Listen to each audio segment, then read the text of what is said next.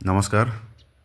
ৰাজস্থানৰ খেতিপথাৰ চাই বহুত ভাল লাগে। বহুত সেউজীয়া সোণালী চববিলাক খেতি আছে। এয়া সৰিয়হৰ খেতি আৰু তাৰে পিছত এইবিলাক হ'ল ঘেঁহুৰ খেতি। চববিলাক খেতি কৰে। পানীৰ সুব্যৱস্থা আছে। ওপৰ ফালে চাওক মানে লাইটৰ পোষ্ট আৰু তাৰ লাইট চৰকাৰৰ পৰা মানে ভালকৈ ব্যৱস্থা কৰি দিয়া হৈছে, যাতে খেতিপথাৰত পানীৰ জলসিঞ্চনৰ ব্যৱস্থা কৰিব পাৰে।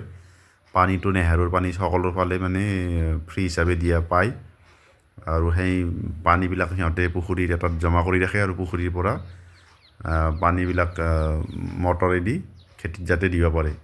সেইবাবে ৰাজস্থান বহুত এখন ধনী ৰাজ্য ভাৰতৰ। বহুত খেতি ইয়াতে চাওক, জনসংখ্যা চাওক, মানুহৰ মানে জনসংখ্যা দেখিবলৈ পাব। এটা যদি ঘৰ দেখিছে আৰু বহুত দূৰ এটা ঘৰ দেখিব। ওচৰে ওচৰে মানুহৰ ঘৰ ইমান নাই, মানে দূৰে দূৰে ঘৰবিলাক আছে। কাৰণ মানুহবিলাকে কি কৰে, নিজৰ মাটি যিখিনি মাটি আছে সেই মাটিখিনিৰ ঠিক সমাজত ঘৰ এটা বনায়, যাতে মাটিখিনিত মানে যি শস্য কৰে, খেতি কৰে, জীৱ জন্তুৰ পৰা বচাব পাৰে আৰু মানে ৰক্ষণাবেক্ষণ দিব পাৰে। সেইবাবে সিহঁতে আমি যেনেকৈ এটা কোণত ঘৰ বনাওঁ আৰু পিছফালে বাৰীটো থাকে, সিহঁতে এনেকুৱা নহয়। সিহঁতে মাটিখিনিৰ মানে ঠিক সমাজত ঘৰটো বনাব, যাতে জীৱ জন্তুৰ পৰা খেতি বচাব পাৰে আৰু ভালকৈ চোৱা চিতা কৰিব পাৰে। তো এনেকৈ সিহঁতে খেতি কৰে আৰু বহুত টকা সিহঁতে খেতিত পায়। খেতিত টকা পোৱাৰ মেইন কাৰণটো হ'ল কষ্ট বহুত কৰে।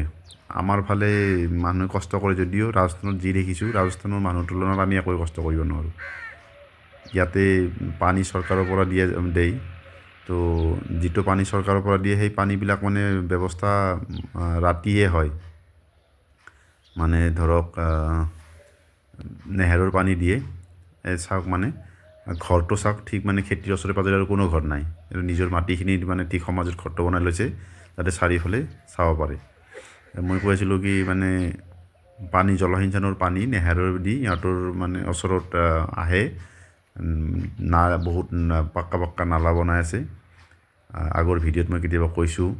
তো নালাবিলাকেদি ইয়াতে সিহঁতে এটা পুখুৰী খান্দি লয়। পুখুৰী খান্দাৰ কাৰণেও 3 লাখকৈ টকা পায়। আমাৰ যেনে চৰকাৰী ঘৰ পায়, তেনেকৈ সিহঁতে মানে পুখুৰী খান্দাৰ কাৰণেও 3 লাখকৈ টকা পায়। পুখুৰী খান্দি তাত প্লাষ্টিক পাৰি পেলাই যাতে পানীটো শুহি নাযায় মাটিত, সেইকাৰণে দামী প্লাষ্টিক লগাই, 1 লাখ মানৰ প্লাষ্টিকে লগায়। সেই প্লাষ্টিক লগাই মানে পুখুৰীটোত পানী ভৰাই দিয়ে, পানীবিলাক ক'তো নাযায়। তাৰ পৰা পানী মটৰ ছিষ্টেম আছে, চ'লাৰ ছিষ্টেম আছে বা লাইটৰ ছিষ্টেম আছে। গোটেই লাইনৰ তাৰ চব খেতিপথাৰতে লাইন কৰিছে, মটৰবিলাক চলে আৰু তাৰপিছত ধুনীয়া সিহঁতে উৎপাদন কৰিবলৈ সক্ষম হয়। ৰাতি 12টাতো পানী দিয়ে, কাৰণ নেহেৰুৰ পানীৰ টাৰ্ণ থাকে। কোনোবাই 6টাৰ পৰা 8টা, কোনোবাই 8টাৰ পৰা 10টা, কোনোবাই 10টাৰ পৰা 12টা, কোনোবাই 12টাৰ পৰা 2টা, কোনোবাই 2টাৰ পৰা 4টা, এনেকৈ মানে গোটেই ৰাতিয়ে পানীৰ টাৰ্ণ চলি থাকে যেতিয়া পানী আহে নেহেৰুৰ। তো যাৰ টাৰ্ণ আহে, মোৰ যদি আজি ৰাতি 12টাৰ পৰা 2টালৈ মানে পানী ছাপ্লাইৰ টাৰ্ণ আছে, তেতিয়াহ'লে মই 12টাৰ পৰা 2টালৈ মই খেতিপথাৰতে থাকিম আৰু গোটেই ৰাতি মই খেতিত পানী দিম। তো ইমান কষ্ট কৰিব পাৰে। আৰু ইমান ঠাণ্ডাটো এতিয়া বৰ্তমান বহুত ঠাণ্ডা ৰাজস্থানত।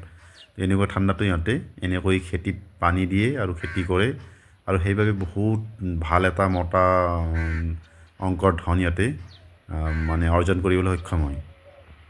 তো এনেকুৱা দেখিলে মানে মনত পৰে আমাৰ অসমত কেনেকুৱা এনেকুৱা হ'ব।